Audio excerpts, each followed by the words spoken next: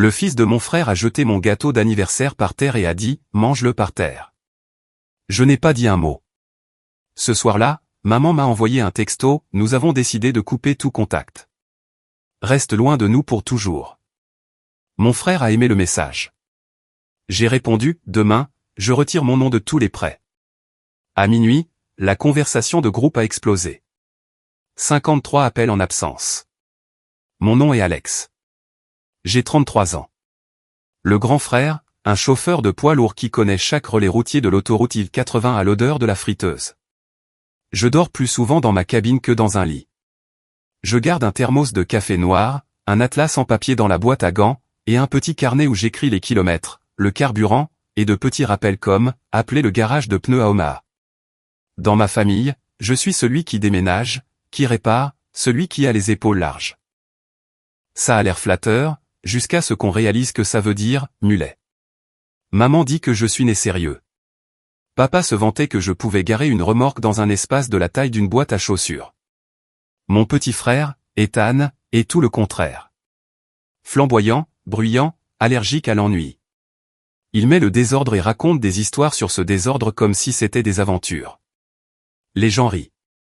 Maman dit que c'est notre Golden Boy. Moi, je suis l'arrière-plan. S'il faut porter une table, je la porte. Si une facture a besoin d'un nom, c'est le mien. Cette année, mon anniversaire est tombé un samedi, entre deux trajets. J'avais une pause réglementaire de 34 heures, alors maman a insisté, tu peux te reposer ici, chérie. Ce qui signifiait que j'allais conduire jusqu'en banlieue au lieu de faire une sieste dans ma couchette. Je n'ai pas discuté. J'ai apporté un gâteau du supermarché parce que les temps sont durs et qu'Ethan a oublié son portefeuille. J'ai aussi apporté des assiettes en carton parce que j'apporte toujours la chose que tout le monde oublie. À l'intérieur de la maison, ça sentait le nettoyant au citron et le poulet rôti. Une nappe en plastique avec des ballons était scotchée à la table de la salle à manger. Ethan est arrivé en retard, portant des lunettes de soleil à l'intérieur, les mains vides, et a commencé une histoire sur une soirée de réseautage dans un bar. Son fils Max, 5 ans, courait partout en chaussettes avec des dinosaures. J'ai acheté ces chaussettes à Noël dernier. Il les adore. On a chanté la chanson. J'ai soufflé les bougies. J'ai coupé des parts. J'ai distribué les assiettes. Le dernier morceau avait mon nom en glaçage bleu. Je l'ai tendu à Max, joyeux anniversaire, mon grand, j'ai dit. Il a regardé Ethan pour savoir quoi faire. Ethan a eu un sourire en coin. Max a pris l'assiette à deux mains, l'a retournée comme une crêpe et a fait tomber le gâteau. Plaf. Du glaçage sur le carrelage, sur ma botte, sur l'oreille du chien. Max a gloussé. Ethan a ri encore plus fort. Mange-le par terre, a dit Max, vif et fier comme s'il venait de réussir sa réplique. Je n'ai pas dit un mot. J'ai fixé le désordre. Maman a eu un hoquet puis a fait ce petit rire qu'elle fait quand elle ne veut pas de conflit. Papa a grogné quelque chose qui ne voulait rien dire. Ethan a haussé les épaules. Détends-toi. Il plaisante. Ce n'était pas le gâteau. C'était la permission. C'était le regard dans les yeux d'Ethan. Un regard de défi, de provocation. Le même regard que j'ai vu quand il demande une petite faveur, qui se transforme en paiement mensuel. J'ai attrapé un rouleau d'essuie-tout sur le comptoir, je me suis agenouillé et j'ai nettoyé le sol. Le chien a essayé d'aider. J'ai essuyé ma botte. Je me suis relevé, me suis rincé les mains et j'ai dit, ce n'est pas grave. Tu vois, a dit Ethan à Max, tonton Alex s'en fiche. Tout le monde est passé à autre chose. Poulet, pommes de terre, conversation anodine, mais quelque chose dans ma tête a fait un déclic, comme un cliquet. Un cran de plus, bien serré. Quand j'ai mis ma veste pour partir, Max a fait un signe de la main. Au revoir, tonton. Ses yeux étaient grands. Désolé. Il a 5 ans. Il ne fait que répéter ce qu'il entend. Ce n'est pas grave, j'ai répété, et j'ai senti que le mot avait un goût de métal. Je suis retourné en ville avec du sucre séchant sur ma botte. J'ai garé le camion au dépôt, grimpé l'échelle jusqu'à la cabine et me suis assis sur le bord de la couchette. J'ai regardé mes mains. Elles étaient stables. La cabine était silencieuse. Ça sentait le diesel, le vieux café et le désodorisant au pain que je garde parce qu'il me rappelle le seul endroit où je me suis jamais reposé quand j'étais enfant, le camion avec papa, le moteur qui cliquetait, les fenêtres entr'ouvertes. Cette nuit-là, après avoir pris une douche au terminal et réchauffé des nouilles au micro-ondes dans le salon, je ne savais pas que maman enverrait un texto si formel qu'il ressemblait à une lettre des ressources humaines. Je ne savais pas qu'Ethan mettrait un cœur à côté, comme un tampon. Je ne savais pas que ma réponse allait faire exploser la conversation de groupe familial comme un transformateur qui saute. Je savais seulement que le sol était propre et que j'en avais marre d'être la serpillière. Les gens veulent toujours la fin. Ils veulent la capture d'écran, la grande réplique, l'explosion. Mais ce n'est jamais une seule explosion. Ce sont des années de petites fuites. J'ai commencé à conduire à 21 ans. Des trajets locaux au début. À 25 ans, je faisais des longs courriers. Moi, une cabine couchette, les kilomètres qui défilent comme un métronome. L'argent n'est pas celui des films, mais c'est stable. On devient bon pour faire correspondre les chiffres. Carburant par kilomètre. Motel parfois. Réparation. Pneus. Des trucs d'adultes. Des trucs ennuyeux. Mon genre de truc. Ethan détestait l'ennui. Il passait d'un projet à l'autre. Un camion de smoothie. Une marque de t-shirt. Un truc de crypto qui a mangé son loyer. Maman appelait ça des entreprises. Papa appelait ça des passes difficiles. Moi, j'appelais ça mon problème. Dès que quelqu'un disait ton crédit est meilleur. D'abord, ça a été sa voiture. Pas d'acompte. Mauvais antécédent. Le concessionnaire avait besoin d'un cosignataire. Maman m'a appelé alors que j'étais devant un entrepôt à Des Moines à 6 heures du matin. Signe, c'est tout, a-t-elle dit. Il paiera. J'avais 26 ans, à moitié endormi, debout dans un gilet fluo, tenant un gobelet en polystyrène. J'ai signé. Ethan a manqué le deuxième paiement. La banque m'a appelé. J'ai payé pour que mon dossier ne soit pas affecté. Ensuite, c'était une carte de crédit, juste pour l'essence et les fournitures. Je vais la gérer, a dit Ethan. Il ne l'a pas fait. Les frais de retard s'empilaient comme des palettes. Je n'ai pas vu les relever jusqu'à ce qu'ils soient rouges et bruyants. Maman a pleuré. On va arranger ça. Rien n'a été arrangé. J'ai appelé pour retirer mon nom. Impossible. C'était un compte joint. Je l'ai bloqué pour les nouvelles dépenses et j'ai commencé à le rembourser pendant qu'il continuait de dire qu'il était entre deux rentrées d'argent. Puis, le genou de papa a lâché. L'hôpital voulait un acompte. Urgent. Celui-là, je ne le regrette pas. J'ai viré l'argent. Papa a pleuré. Tu m'as sauvé, mon fils. Mais des années plus tard, quand j'aborde une dette, quelqu'un dit toujours, après tout ce qu'on a fait pour toi, et j'ai envie de demander ce qu'était ce tout, à part la nourriture, l'école et me crier de tondre la pelouse.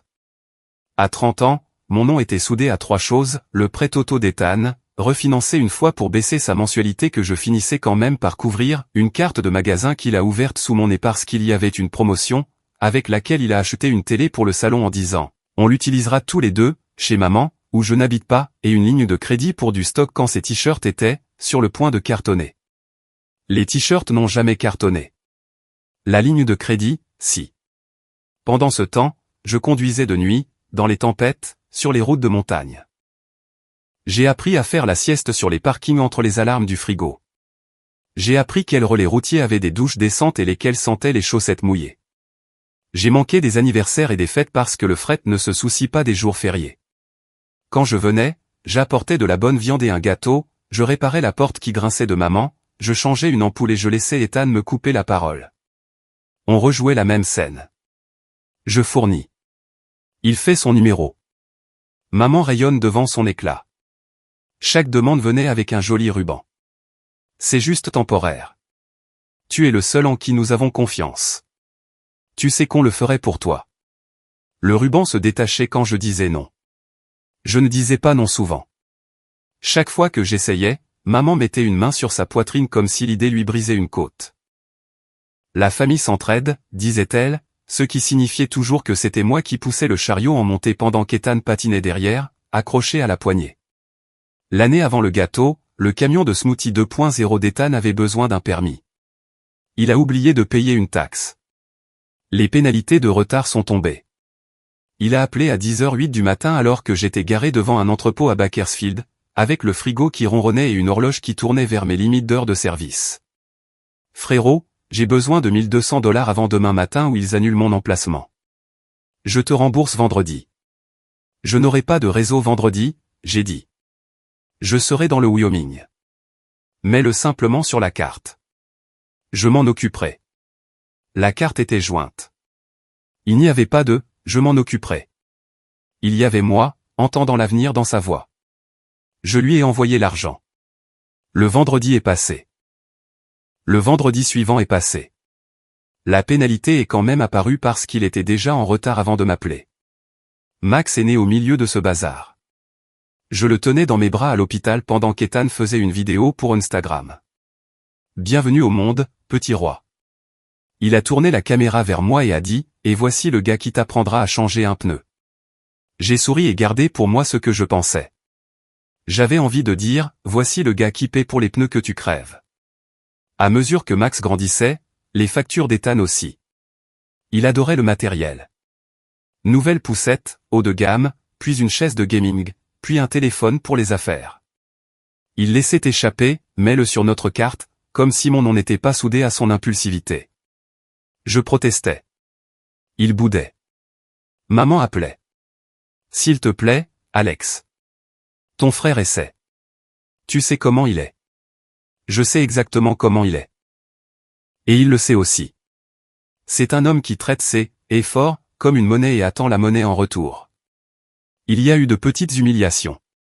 Ethan plaisantant au dîner sur Alex et ses petits tableurs. Maman gloussant, il aime faire des listes. La fois où Ethan a emprunté mon GPS parce que le réseau téléphonique, c'est pour les paysans, et me l'a rendu collant de soda.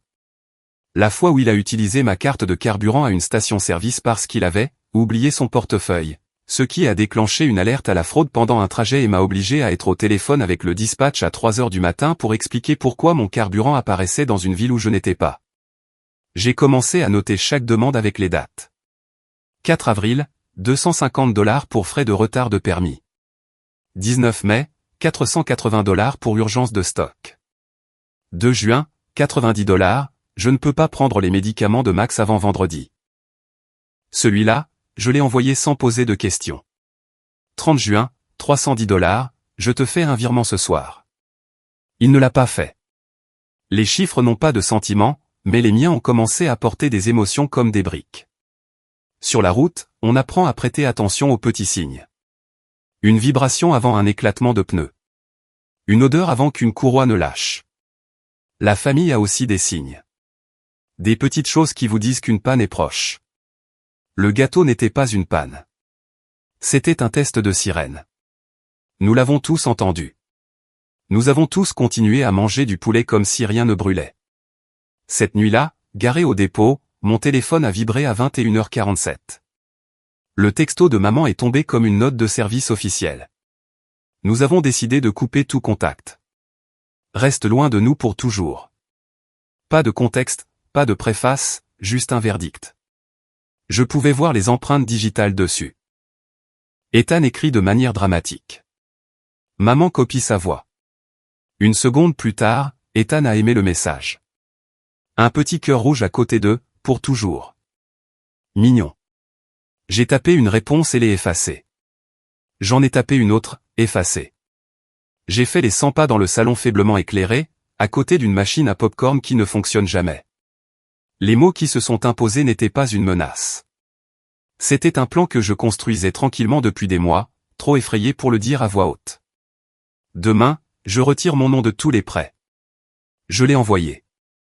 J'ai posé mon téléphone face contre la table. J'ai fait du café instantané. Je n'ai pas retourné le téléphone quand il a commencé à vibrer. J'ai regardé l'horloge approcher de minuit pendant que l'écran s'illuminait comme un phare que je refusais de voir. À minuit 54, la curiosité l'a emporté. Je l'ai retourné. La conversation de groupe était en feu. 53 appels en absence. Les mêmes numéros encore et encore. De maman, répond. Qu'est-ce que ça veut dire? De papa. D'Ethan, tu ne peux pas, puis, tu ne le feras pas, Puis, tu ferais mieux de ne pas le faire. Puis un mémo vocal. Je ne l'ai pas écouté. J'ai reposé le téléphone. La cabine bourdonnait. J'ai tiré le rideau. J'ai dormi comme si quelqu'un avait discrètement enlevé une palette de ma poitrine. Les banques sentent le papier et le café fatigué. Je suis entré à 8h59 avec mon dossier. Je l'avais constitué pendant mes pauses dans les relais routiers, des impressions, des numéros de contrat, des politiques que j'avais lus. En attendant les documents, j'ai demandé un spécialiste. Une femme nommée Carla m'a fait asseoir. « Comment puis-je vous aider ?» a-t-elle dit. « Je dois commencer la procédure de retrait partout où la politique le permet », j'ai dit. « Co-signataire, garant, compte joint. Je connais les règles. Je suis ici pour les suivre. » Elle a hoché la tête. « Allons-y un par un. Nous avons traité le prêt auto. Je pouvais demander le retrait, mais Ethan devrait se qualifier pour un prêt seul ou trouver un autre co-signataire. La ligne de crédit, je pouvais révoquer ma garantie par notification écrite, ce qui déclencherait un examen et gèlerait les augmentations. La carte de magasin jointe, je pouvais la fermer aux nouvelles dépenses et mettre en place un plan de remboursement. J'ai paraphé. J'ai signé. Carla a tamponné. Chaque coup de tampon sonnait comme un loquet de porte. Mon téléphone vibrait sans arrêt. Je l'ai laissé faire. Carla m'a glissé des copies. « Vous faites ce qu'il faut », a-t-elle dit d'une voix comme un vieux pont qui a vu des inondations. J'ai quitté la banque et conduit jusqu'à la maison de mes parents parce que je savais que le spectacle serait là. Je me suis garé dans la rue. La voiture de maman, le pick-up de papa, la voiture d'Ethan avec une contravention sous l'essuie-glace. Maman a ouvert la porte avant que je ne frappe. À l'intérieur, dans le salon, la télé était éteinte pour une fois. Papa était assis, les poings serrés. Ethan faisait les 100 pas, son téléphone à la main comme si c'était une arme. « Explique-toi », a dit maman. J'ai suivi la procédure, j'ai dit. Je me retire de situations dans lesquelles je n'aurais jamais dû me trouver. Ethan a ri. Pour un gâteau ? Tu es vraiment sensible. Il ne s'agit pas du gâteau, j'ai dit. Et je ne suis pas sensible. J'en ai fini. Papa a essayé la voie de la raison. Fils, sois pratique. Si je me retire, le crédit de ton frère lui appartient, j'ai dit. Comme le mien m'appartient. Les yeux de maman se sont durcis. Nous t'avons mieux élevé que ça. Vous m'avez élevé pour travailler, j'ai dit. C'est ce que je fais. Vous m'avez élevé pour réparer. C'est ce que j'ai fait. Vous avez transformé ça en mon titre de poste. Ethan m'a pointé du doigt. Tu adorais ça. Jouer au héros. Non, j'ai dit. J'aime le calme. Aider était le seul moyen d'en avoir un peu. Il s'est approché. Annule tout. Non. Il a essayé la phrase qui m'accrochait avant. Max va en souffrir. Je l'ai regardé. Ton fils apprendra de ce que tu fais, pas de ce que je paie. Un silence s'est étiré. On pouvait entendre l'horloge, le réfrigérateur, une voiture qui passe. Maman a visé la jugulaire. Si tu t'en vas, ne reviens pas, j'ai pris une profonde inspiration. Ma voix est restée plate, stable, comme lorsque je recule une remorque sous la pluie. Vous m'avez dit hier soir de rester loin pour toujours. C'était l'émotion, a-t-elle lancé. Tu savais ce que je voulais dire. Je sais ce que vous avez écrit, j'ai dit. Et je vous ai cru. Ethan a brandi son téléphone comme un miroir. Tu crois que quelqu'un va t'applaudir? Waouh, Alex a dit non pour une fois. Tu reviendras en rampant quand tu auras besoin de nous. Je n'ai pas besoin de votre approbation, j'ai dit. J'ai besoin de récupérer mon nom. J'ai senti le moment arriver, comme lorsque la route redevient plate après une longue montée. Je les ai regardés un par un. Mes mains étaient détendues le long de mon corps. Ma voix ne s'est pas élevée. Il ne s'agit pas de vengeance, j'ai dit. Il s'agit de tourner la page. Ethan a cligné des yeux. Maman a froncé les sourcils. La mâchoire de papa bougeait comme s'il mâchait un mot. Tourner la page signifie plus de co-signatures, plus de transferts d'urgence, plus de comptes joints. Si vous essayez de m'ajouter à quelque chose, je le contesterai. Si une entreprise appelle, je les renverrai vers vous. Si vous m'envoyez un texto à 1h du matin pour une facture due à 8h, je ne répondrai pas. C'est ça, la nouvelle politique. Tu es sans cœur, a dit maman, comme un verdict. Je suis fatigué, j'ai dit. Et j'en ai fini. Je me suis tourné pour partir.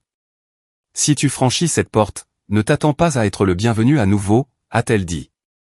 J'ai fait une pause, pas de façon dramatique, juste pour mettre mes bottes. Vous m'avez dit de rester loin pour toujours, j'ai dit calmement. Finalement, je vous écoute. La première semaine fut faite de paperasse et de silence. J'ai changé les mots de passe. J'ai consulté mon rapport de crédit et entouré les meurtrissures comme un mécanicien marquant les bosses. Je passais des appels pendant mes pauses de 30 minutes. Je faxais des formulaires dans des relais routiers qui ont encore des fax. J'ai appris quelle musique d'attente est la pire. Celle de la carte de magasin, de loin. J'ai continué à conduire. Le fret ne fait pas de pause pour les sentiments. Les textos de maman arrivaient par vagues. Jour 1, tu fais une erreur. Jour 2, on peut t'arranger ça si tu t'excuses. Jour 3, Max a pleuré pour toi. Jour 4, une photo de Max tenant un dessin au crayon. Il a dessiné un camion. Il dit que c'est le tien. Jour 5, appelle-moi maintenant. Jour 6, ton père ne dort plus. Jour 7, silence. Ethan alternait entre menaces et blagues. La banque dit que tu ne peux pas, frérot. Sois réaliste. Ok, sérieusement. Appelle-moi. Max a demandé pourquoi tu le détestes. Tu nous dois ça. Lol. Tu vas craquer. Il a envoyé un mémo vocal à 2h11 du matin. J'étais sur l'île 70. La pluie, les essuie-glaces qui claquent. Je ne l'ai pas écouté. J'ai imaginé son ton de toute façon. Suffisant, puis blessé, puis suffisant à nouveau. Papa a appelé d'un numéro que je ne connaissais pas. Je l'ai laissé aller sur la messagerie vocale pendant que je faisais le plein. Sa voix était rauque. Alex, je ne sais pas quoi dire. Ta mère est. Enfin. Je comprends plus que tu ne le penses. Ne laisse juste pas les choses aller trop loin pour ne plus pouvoir revenir. Il a raccroché comme si le téléphone le brûlait. Le travail semblait différent. Ma cabine me paraissait plus grande. J'ai nettoyé le tableau de bord avec un petit paquet de lingettes. J'ai fait mon lit dans la couchette. Bord bien droit. J'ai commencé à mieux manger parce que le nœud dans mon estomac s'était enfin dénoué. Œufs et toast au lever du soleil. Une salade dans le Nebraska qui n'avait pas le goût d'une punition. J'ai dormi plus de 5 heures d'affilée. Mon carnet de bord avait l'air normal au lieu d'être chaotique. Lors d'une pause à Cheyenne, je me suis assis au comptoir d'un relais routier avec une assiette de pain de viande et une serveuse qui appelait tout le monde « chérie ». Un vieil homme avec une casquette délavée m'a demandé ce que je conduisais. Nous avons parlé de rapports de vitesse et de col de montagne. C'était humain d'une manière que mes conversations familiales n'avaient pas été depuis des années. Pas d'arrière-pensée, pas de demande. En milieu de semaine, Carla de la banque a appelé. Mise à jour, a-t-elle dit. Le compte joint du magasin est fermé aux nouvelles dépenses. Voici votre plan de remboursement. La garantie de la ligne de crédit est révoquée. Il y aura un examen. Le prêt auto, 30 jours pour que le titulaire principal se qualifie pour un prêt ou trouve un nouveau cosignataire. Merci, j'ai dit. Un vrai merci. Pas le genre que je donne quand on me refile un problème. Cette nuit-là, maman a envoyé un paragraphe sur les loups et les meutes. On n'abandonne pas sa famille dans la neige, a-t-elle écrit. J'ai tapé, effacé, tapé à nouveau. J'ai atterri sur la phrase simple avec laquelle je pouvais vivre. L'amour n'exige pas de dette. Je ne porterai pas les vôtres. Envoyé. Il y a eu un nouveau silence après ça. Le genre de silence où l'on entend sa propre vie. Je l'ai rempli de choses simples. Un appel à mon dispatcher pour prendre un week-end de moins. Un passage à la quincaillerie pour acheter une serrure décente pour la porte de mon appartement, parce que je prévoyais enfin d'y être. Un abonnement bon marché à une salle de sport avec des douches que j'aime bien. Ethan est venu chez moi une fois. Il a sonné jusqu'à ce qu'un voisin le laisse entrer. Il a frappé comme si l'immeuble lui devait quelque chose. J'ai ouvert la porte mais j'ai laissé la chaîne. Ouvre, a-t-il dit. On peut parler comme ça, j'ai dit. Il a souri avec mépris. Tu crois qu'une chaîne arrête la famille? Elle t'arrête, toi. Il a levé les yeux au ciel. La voiture est saisie dans 2 semaines. Ils vont la reprendre. Tu vas me ruiner par orgueil. Prends une voiture moins chère, j'ai dit. Prends le bus. Travaille près de chez toi. J'ai un fils, a-t-il dit comme une carte maîtresse. Papa aussi, j'ai dit. Et il travaillait quand même. Et il n'a pas ajouté grand-père à ses cartes de crédit. Son visage a eu un tic. Il a joué la carte de la pitié. Sois juste mon garant une dernière fois. Non. Dis-le plus gentiment, a-t-il dit, à moitié en riant. Je ne le ferai pas, j'ai dit, et je ne l'expliquerai pas à nouveau. Il s'est penché près de la chaîne. Tu vas le regretter. Je n'ai pas bronché. Mieux vaut ça que de vivre comme un portefeuille, j'ai dit. Il a ri sans humour, m'a traité de quelque chose de petit et est parti. Le bruit de ses pas dans les escaliers ressemblait à celui d'un enfant qui fait le mur. 2 jours plus tard, papa m'a envoyé un texto, fier de toi. Ne dis pas à ta mère que j'ai dit ça. Je l'ai fixé longtemps. J'ai écrit, merci. Il a répondu avec un pouce levé. C'était minuscule, mais c'était quelque chose de vrai dans une maison où la vérité est habituellement éditée pour ménager les sentiments. Les avis ont commencé à tomber pour Ethan. Il m'a transféré des captures d'écran avec « Règle ça ». Je n'ai pas répondu. Il a essayé une dernière ruse, une photo de Max tenant une feuille où il était écrit « Tu me manques ». Je l'ai fixé jusqu'à ce que mes yeux me brûlent. J'ai posé mon téléphone. J'ai dit à voix haute dans la cabine « Tu me manques aussi, mon grand ». Puis j'ai dit la phrase qui me maintenait stable. Ton père peut régler ça. Pas moi. Lors de ma pause suivante, j'ai conduit jusqu'à un lac et me suis assis sur un banc. Pas d'écouteurs, pas d'alerte, juste des canards et la sensation étrange d'un samedi sans urgence. J'ai écrit une nouvelle liste dans mon carnet de poche, pneu trimestre prochain. Contrôle dentaire. Excursion d'une journée 100 km. Des choses normales et calmes. La conversation de groupe s'est finalement calmée. Une cousine a demandé, que s'est-il passé? Maman a répondu, il nous a abandonnés. Ethan a aimé. Bien sûr qu'il l'a fait.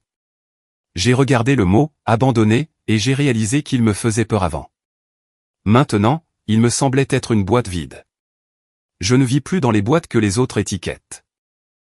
Je vis dans une cabine avec mon nom sur la porte et un appartement avec une serrure qui clique. 1 mois plus tard, la date limite du prêt auto est arrivée. Ethan m'a texté. Ils ont dit non. Une dernière chance, s'il te plaît. J'ai tapé, effacé. J'ai écrit, je suis sûr que tu peux trouver une solution. Ce n'était pas du sarcasme. C'était un passage de relais. La responsabilité doit être portée par la personne à qui elle appartient. Il a envoyé un emoji de crâne. Puis plus rien. Maman envoie des articles maintenant. Des fils qui pardonnent. Des liens sur le fils prodigue avec des légendes comme « Un homme bien ne tient pas les comptes ». Je ne clique pas, papa envoie des nouvelles en 2 mots. Ça va? Je réponds, ça va. Il répond, ok. Ce n'est pas une carte de vœux. C'est net. Je n'ai pas vu Max. Cette partie fait mal. J'ai acheté un paquet de chaussettes dinosaures sur un coup de tête et je les ai mises dans un tiroir. Je ne les enverrai pas par la poste avec un mot qu'Ethan pourrait déformer. Je les garde pour le jour où Max sera assez grand pour entendre une version simple. Peut-être dans un parc, peut-être dans la banquette arrière d'un relais routier. Moi avec un café, lui avec un milkshake. Je dirais, ton père et moi avons grandi dans une maison où aide-moi et signifiait gère mes conséquences. J'ai arrêté. Je n'ai jamais cessé de t'aimer. Je pensais que tourner la page, c'était un grand discours et une porte qui claque. Pour moi, ça ressemblait à des formulaires, des tampons et une semaine à dire non de manière à ce que ça compte enfin. Ça ressemblait à ne pas répondre à 1h du matin.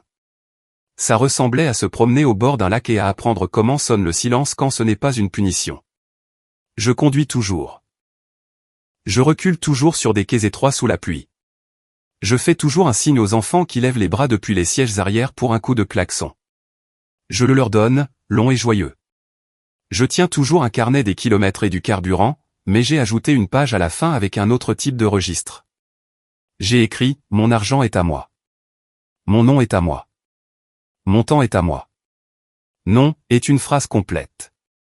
Il ne s'agit pas de vengeance. Il s'agit de tourner la page. Je le lis parfois dans les relais routiers.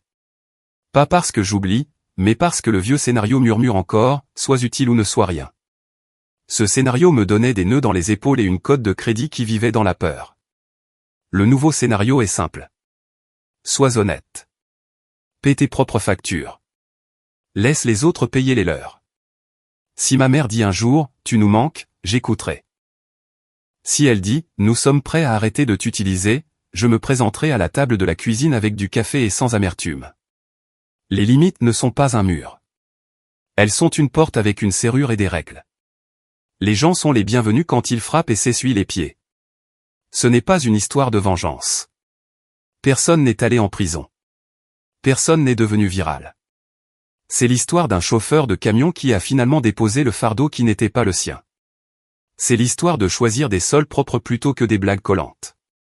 C'est l'histoire de regarder un enfant de 5 ans répéter une phrase et de décider que l'écho s'arrête avec moi. Mon nom est Alex. J'ai 33 ans. Je conduis un camion avec mon nom sur le manifeste et mes mains sur le volant. Mon téléphone est plus silencieux. Mon sommeil est plus long. Ma botte est propre. Et quand quelqu'un jette ma part de gâteau par terre, je ne la mange pas. Je vais m'acheter mon propre gâteau. Je m'assois dans ma cabine et je le savoure avec un café noir pendant que le soleil se lève sur une autoroute calme et vide.